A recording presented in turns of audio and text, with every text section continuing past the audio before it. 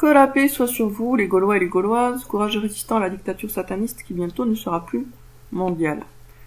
Ou alors, variante, que la paix soit sur vous, chers Gaulois et chères Gauloises, courageux opposants à la dictature sataniste. Alors, je reviens sur la Kaaba. La Kaaba d'Arabie est quand même un apéricube, en ce sens qu'elle est vraiment petite. Or, il y a une petite réflexion qui ne m'avait pas encore traversé l'esprit, mais qui s'oppose à la Kaaba en Arabie. En effet, elle aurait été construite, selon certains hadiths, par Adam. Or, Adam, il était très grand. Hein. Alors, la taille d'Adam, c'est 60 coudées. Ce qui traduit en mètres, fait, je vais vous le dire exactement, 60 coudées de hauteur. Donc, le vêtement de Adam qui a été cousu pour Adam, enfin, ça c'était une espèce de reconstitution, fait 29 mètres. Donc, on va dire que lui, il faisait bien 30 mètres, puisqu'il y a la tête aussi et les pieds, donc on va dire 30 mètres. Adam faisant 30 mètres, est-ce qu'il aurait construit une maison qui fait 12 mètres? Ça marche pas. Alors après, on peut dire non, mais Adam, il n'était pas si grand. Sauf que la grande taille de Adam, elle est confirmée par plein de faits et de découvertes archéologiques, puisqu'on a retrouvé de nombreux ossements humains géants. Et parfois très grands. Pareil pour les animaux. On a trouvé des ossements géants de requins, des ossements géants d'oiseaux, des ossements géants de tout, en fait. Donc, il est tout à fait certain que l'espèce humaine, les espèces animales et les espèces végétales ont rapetissé au fil des siècles, ce qui est tout à fait cohérent avec le fait que certains massifs rocheux sont en réalité des souches d'arbres géants.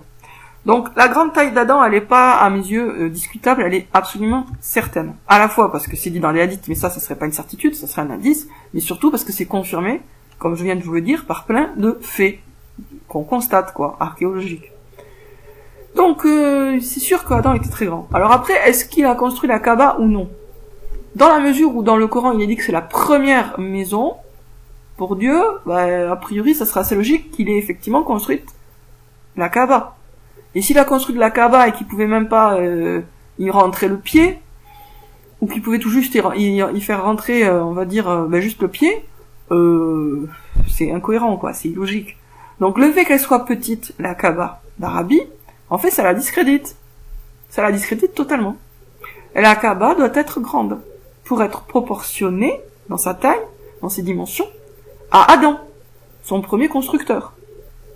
Et même si c'est pas Adam qui l'a construit, même si c'est des anges, ça change rien au fait que Adam, ça devait être proportionné à la taille d'Adam. Ce serait ridicule que Adam se retrouve devant une maison qui lui arrive au genou, Donc, forcément, la Kaaba est grande.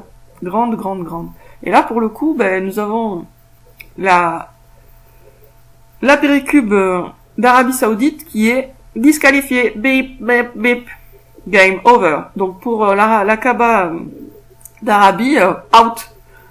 Après, ça veut pas dire que la Kaaba est en Algérie, mais ça veut dire qu'elle n'est pas en Arabie. Voilà. La Kaaba n'est pas en Arabie, puisque la Kaaba a été construite par Adam, et que Adam faisait plus de 30 mètres, une trentaine de mètres, on va dire. Donc ça ne colle pas avec les micro-dimensions de l'apéricube d'Arabie Saoudite. Et je suis bien contente d'avoir pensé à ça, j'y avais pas pensé encore, comme quoi c'est toujours bien de discuter et de parler en public de ces découvertes. En fait, Dieu donne des vérités aux gens qui divulguent la vérité. J'ai remarqué ça, plus on divulgue ce qu'on sait, et plus Dieu nous donne de nouveaux secrets, nous révèle de nouveaux secrets.